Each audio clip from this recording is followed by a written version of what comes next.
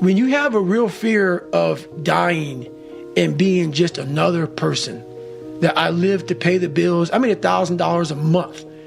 This is my life. I spray for cockroaches, man. If that makes you feel good, that's great. It didn't make me feel good. I wanted to, the first time in my life, after 26 years, it was 24, 25, whatever it was, I wanted to feel good about myself. As I have the ability to see the end before the beginning even begins. And what that means is I know that to get to the very end, I can see it right now.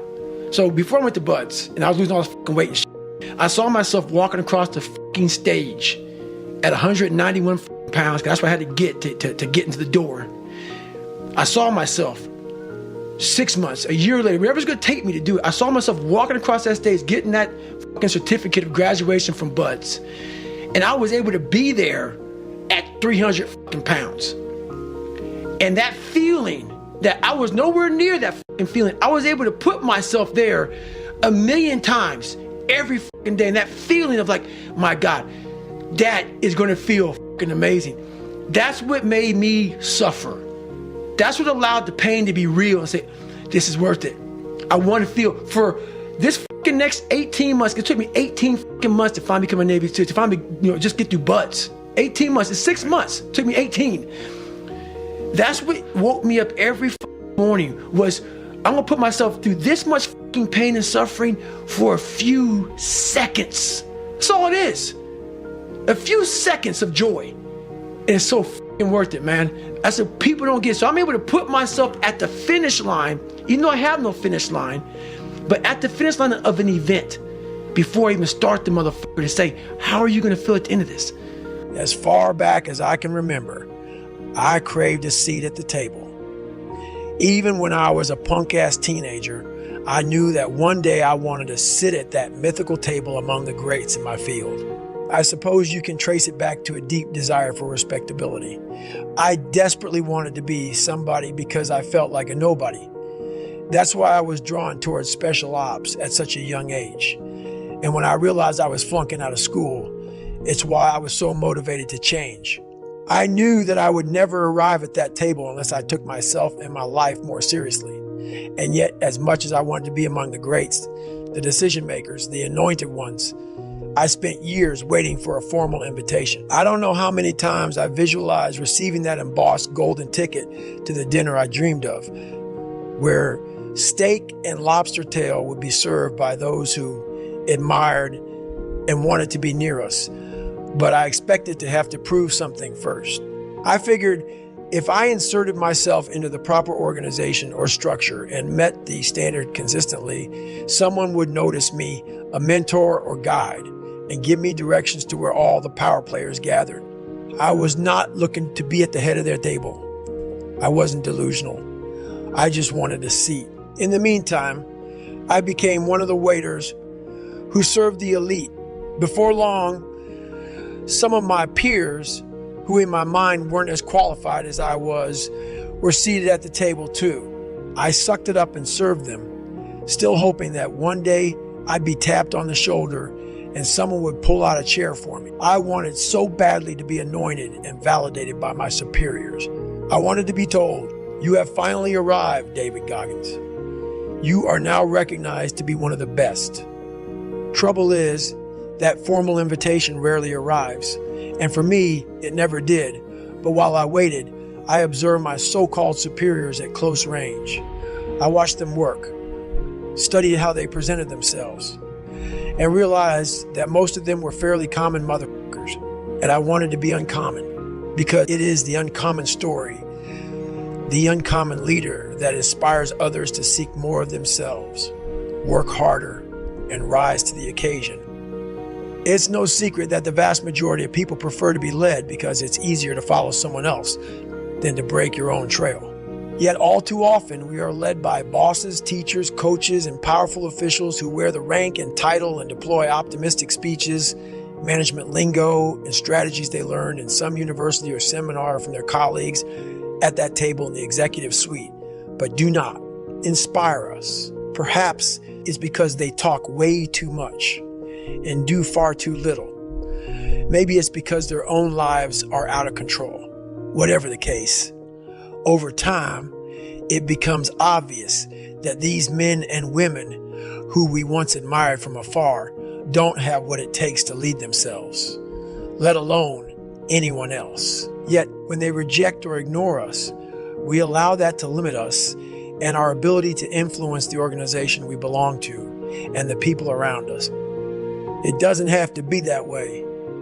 Too many people mistake leadership for what happens at the top, in the spotlight, around that mythical table, when some of the most powerful leaders are hard at work in the shadows. They know that opportunities to make a difference in the lives of their neighbors, family, co-workers, and friends are ever present. They wield massive influence without having to say much, if anything at all. And the first step in becoming one of these unsung heroes is learning how to become a self-leader. And I was a kid who kind of got the bad genes. You know, I had all these little sickly issues, all these allergic to shit. I was a little sickly kid. And it's funny how when people hear my story now, they want to put a title on me. Like I'm superhuman. And I love it because basically it makes you feel better by putting a title on me. Right. You can do it too. And so basically, it's a choice. Yeah, it's a choice. Yeah. It's a horrible choice. Right. It's a hard choice. It's a lot of suffering involved. Yeah. So for me to get the start line, through that start line journey, I realized I'm capable. So what happens through this whole process is the change of the mind. It's a change of the guard. Someone once owned my brain. I never owned it. Yeah. I had no control of my You outsourced it. Yes, right. Everybody had it. It was my dad's fault. It was the kids that called me fault. My mom wasn't home fault. My soon-to-be stepdad's fault. The little kid that got ran over by the bus fault. My life was, everybody had a piece of my brain. Yeah. And through this journey of suffering, and the suffering, I put it in because I started finding myself. Yeah. And I started, oh no, I'm taking this back from me. This part of my brain is mine now. And I started puzzling back this piece of my brain. And through that, I grew confidence.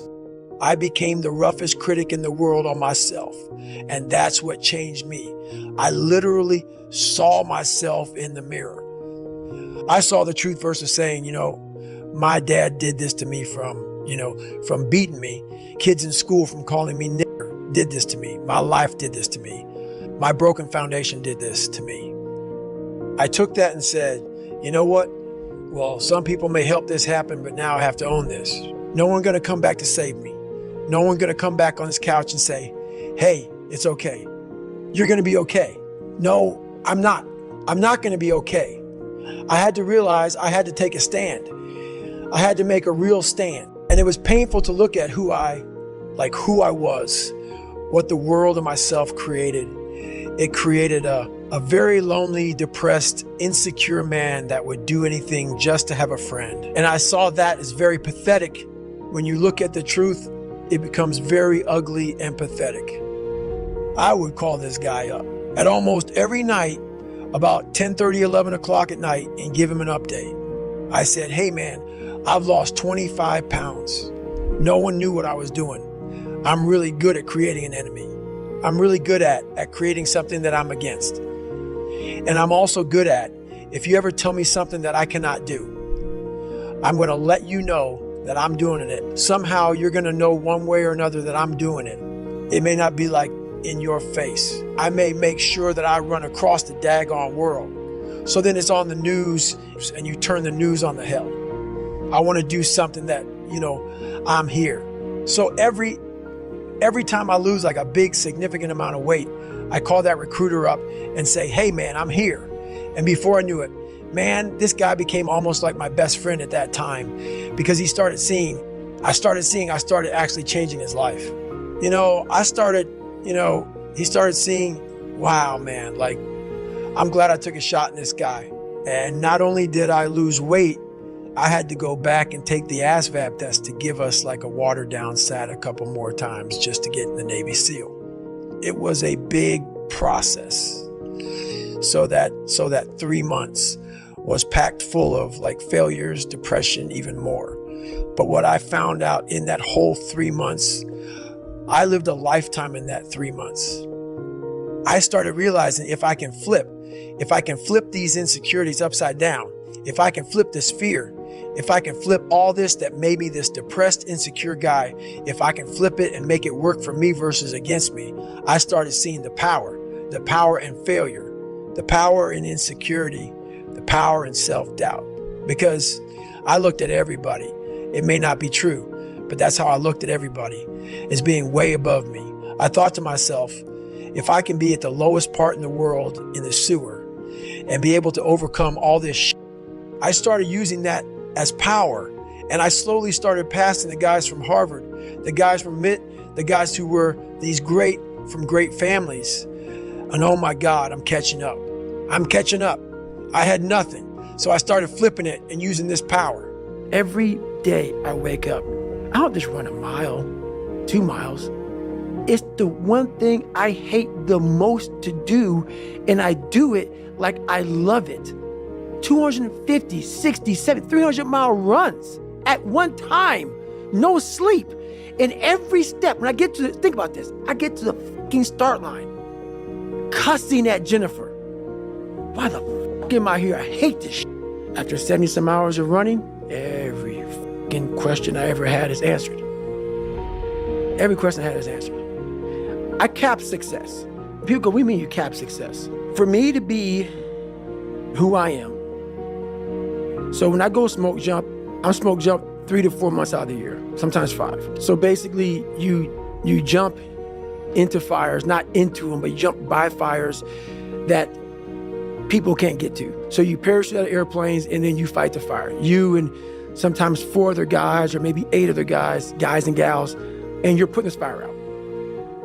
So I lose millions of dollars every summer to do this. It blows people's minds. Why the hell are you doing this? I'm being sick, knees are jacked up, hitting the ground, hurting, whatever. Talking to normal people, they'll never get it, so I don't even explain it to them. But this is why I call cap success. I'm talking financial success. For me to continue having that willpower, the second I just become a speaking monkey and travel around and speaking gigs 12 months out of the year, put camps on, do this, put on lectures, get supplement lines and do this and write more books.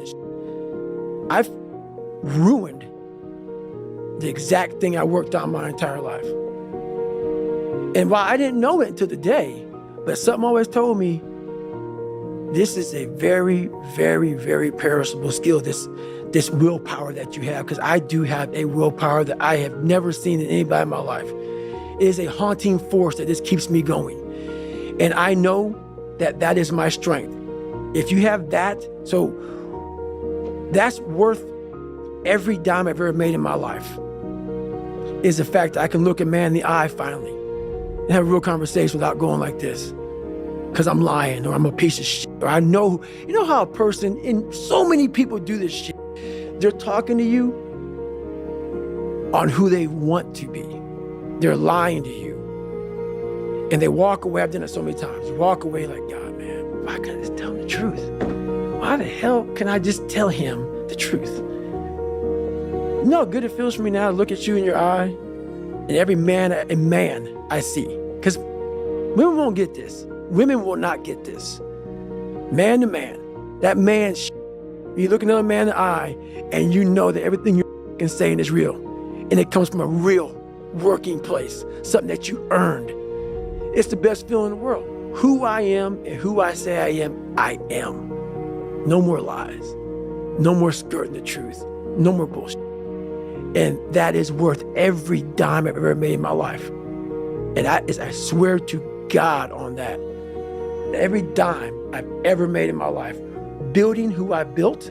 So I cap success because I know that if I ever go 12 months out of the year and don't put every day I'm going at it, but several months out of the year, I go right back to ground zero, which means I'm just fucking David Goggins. No Goggins, no carry boats, logs, bullshit.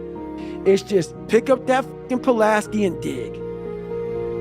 Hey, get that fucking pump, walk down a mile, put it in the fucking water, mosquitoes beating. You're just David Goggins. You're nobody. Because that's where my growth is. That's where my willpower comes from. And that's where it stays. That's why when I talk to you now, and can't I talk like this, dude? People don't talk with this kind of passion because it ain't there. It ain't there. They're regurgitating some shit from 30 years ago. I'm regurgitating shit from an hour ago. Come on, man. It's just be real.